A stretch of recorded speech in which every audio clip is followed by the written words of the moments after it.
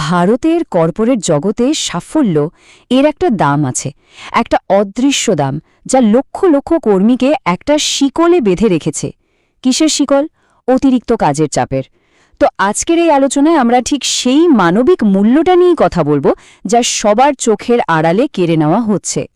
এই এগুলো বলছিলেন ২৬ বছরের একজন চার্টার্ড অ্যাকাউন্ট্যান্ট আনা সেবাস্টিয়ান প্রেরেইলের মা। আনার গল্পটা শুনলে বোঝা যায় সংকটটা ঠিক কতটা গভীর। ভাবুন একবার, একটা নামী ফার্মে যোগ দেওয়ার মাত্র ৪ মাসের মাথায় কাজের চাপ ওর জীবনটাই কেড়ে নিল। এই মর্মান্তিক ঘটনাটা কর্পোরেট ইন্ডিয়ার সেই অন্ধকার দিকটা আমাদের সামনে তুলে ধরে, যা নিয়ে আমরা সাধারণত কথাই বলতে চাই না। কিন্তু আনার ঘটনাটা শুধু একার গল্প না, এটা কোনো বিচ্ছিন্ন ঘটনাও নয়। এটা আসলে একটা সিস্টেমিক প্রবলেমের লক্ষণ, যার শিকার ভারতের লক্ষ লক্ষ প্রফেশনাল। এমন একটা সংকট যা কিনা অ্যাম্বিশন বা উচ্চাকাঙ্ক্ষার আড়ালে লুকিয়ে আছে, আর একটু একটু করে অনেকের জীবন শেষ করে দিচ্ছে। তো এই সংকটের গভীরতা ঠিক কতটা, সেটা বুঝতে হলে চলুন প্রথমে কিছু সংখ্যার দিকে চোখ রাখি। হ্যাঁ, চলুন আগে সংখ্যাগুলোই দেখি, কারণ মাঝে মাঝে এই সংখ্যাগুলোই কিন্তু সবচেয়ে ভয়ঙ্কর সত্যিটা বলে দেয়। প্রথমেই এই পরিসংখ্যানটা দেখুন, কি সাংঘাতিক।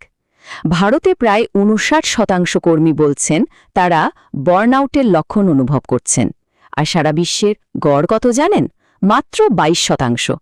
এই বিশাল পার্থক্যটাই চোখে আঙুল দিয়ে দেখিয়ে দেয় যে ভারতের কর্পোরেট ওয়ার্ল্ডে চাপের মাত্রাটা ঠিক কতটা ভয়ঙ্কর। আর এই চাপের একটা বড় কারণ হল আমাদের কাজের সময়। ভারতে একজন কর্মীকে গড়ে সপ্তাহে ৪৭ ঘণ্টা কাজ করতে হয়। ভাবা যায়? এটা কিন্তু বিশ্বের অন্যতম দীর্ঘ কর্মঘণ্টা, জার্মানি থেকে প্রায় ১৩ ঘণ্টা বেশি। আর এই অতিরিক্ত কাজের সময়ই কর্মীদের মানসিক আর শারীরিক স্বাস্থ্যকে একেবারে শেষ করে দিচ্ছে। এই ডেটাগুলো দেখলে মনে হয় পুরো ওয়ার্কফোর্সটাই যেন ভেঙে পড়ছে। ৮৬% কর্মী মানসিক স্বাস্থ্যের সমস্যায় ভুগছেন, প্রায় অর্ধেক মানে ৪৯% অন্য চাকরি খুঁজছেন, আর প্রতি ৩ জনের মধ্যে একজন বলছেন যে তারা রোজই মারাত্মক স্ট্রেসের মধ্যে থাকেন। এটা আসলে কর্মক্ষেত্রে অসন্তোষের একটা ভয়ঙ্কর ছবি। বিশ্বের অন্যান্য দেশের সাথে তুলনা করলে ভারতের এই সংকটটা আরও পরিষ্কার হয়ে যায়।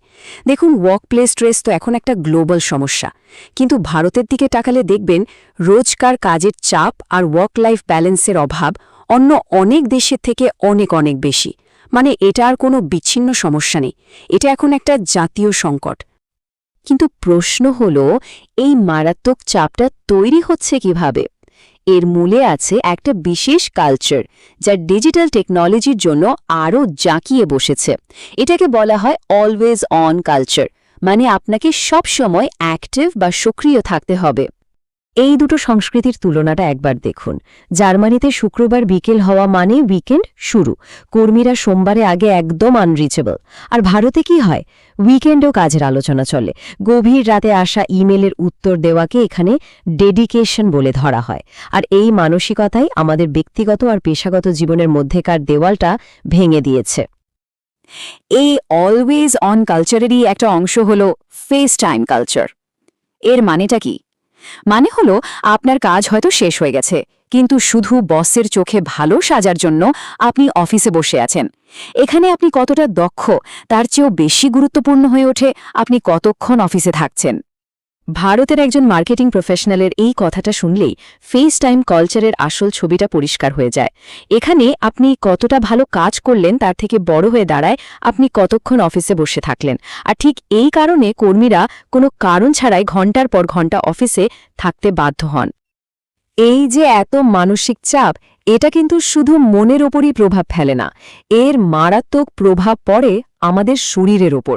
চলুন এবার দেখি এই চাপের জন্য আমাদের শরীরকে কি মূল্য দিতে হচ্ছে। ভারতের আইটি সেক্টরকে তো আমরা দেশের গর্ব বলি, তাই না? কিন্তু এখানকার কর্মীদের স্বাস্থ্যের অবস্থাটা দেখুন, এক কথায় ভয়াবহ। অর্ধেকেরও বেশি কর্মী মাসল আর হাড়ের সমস্যায় ভুগছেন, প্রায় ততজনই ডিপ্রেশন, অ্যাংজাইটি আর ইনসমনিয়ার সঙ্গে লড়ছেন, আর ৪০%ই ওবেসিটির শিকার। শরীরটা যেন ভেতর থেকে একেবারে ভেঙে পড়ছে। এই টেবিলটা দেখুন, স্বাস্থ্য সমস্যার একটা আরও বিস্তারিত ছবি এখানে দেওয়া আছে। High blood pressure, diabetes, cholesterol এই সব রোগগুলো এখন কম বয়সী প্রফেশনালদের মধ্যে আশঙ্কাজনকভাবে বাড়ছে। এই ডেটাগুলো এটাই প্রমাণ করে যে কাজের চাপটা শুধু মানসিক নয়, এটা সরাসরি শারীরিক অসুস্থতা তৈরি করছে। আর ব্যাপারটা শুধু ব্যক্তিগত স্বাস্থ্যের মধ্যে আটকে নেই, এটা একটা বিরাট অর্থনৈতিক সংকটও বটে। একটা অনুমান বলছে এই মানসিক স্বাস্থ্য সমস্যা আর প্রোডাক্টিভিটি কমে যাওয়ার কারণে 2030 সালের মধ্যে ভারতের অর্থনীতিতে প্রায় $1.03 ট্রিলিয়ন ক্ষতি হতে পারে। ভাবুন, উচ্চাকাঙ্ক্ষার জন্য কি অসাধারণ মূল্য দিতে হচ্ছে। স্বাস্থ্য, অর্থনীতি এসবের বাইরেও এই কালচারের জন্য আমাদের আরও একটা বড় মূল্য দিতে হচ্ছে, আর সেটা হলো আমাদের ব্যক্তিগত জীবন আর আমাদের সম্পর্কগুলো। বাচ্চার স্কুলের অনুষ্ঠানে বাবা বা মায়ের জন্য রাখা খালি চেয়ারটা, কিংবা উইকেন্ডে পরিবারের সঙ্গে সময় কাটানোর বদলে ড্রয়িং রুমে খোলা পড়ে থাকা ল্যাপটপের স্ক্রিনটা, এই ছবিগুলো এখন ভারতের অনেক বাড়িতেই খুব চেনা। আসলে এই সাফল্যের পেছনে ছুটতে গিয়ে জীবনের যে অমূল্য মুহূর্তগুলো হারিয়ে যাচ্ছে তার তো কোনো হিসেবই রাখা হয় না। তবে এই রকম একটা সংকটময় পরিস্থিতিতে একটা আশার আলো কিন্তু দেখা যাচ্ছে। একটা নতুন আইনি প্রস্তাব নিয়ে আলোচনা শুরু হয়েছে, যা হয়তো এই সমস্যার একটা সমাধান হতে পারে। তাহলে প্রশ্নটা হলো, এই যে সব সময় কানেক্টেড থাকার কালচার, এখান থেকে বেরোনোর কি আদৌ কোনো রাস্তা আছে?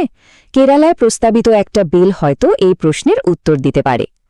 কেরালায় একটা বিল প্রস্তাব করা হয়েছে যার নাম রাইট টু ডিসকানেক্ট বা সংযোগ বিচ্ছিন্ন করার অধিকার। এটা আসলে কর্মীদের হাতে ক্ষমতা ফিরিয়ে দেওয়ার একটা চেষ্টা।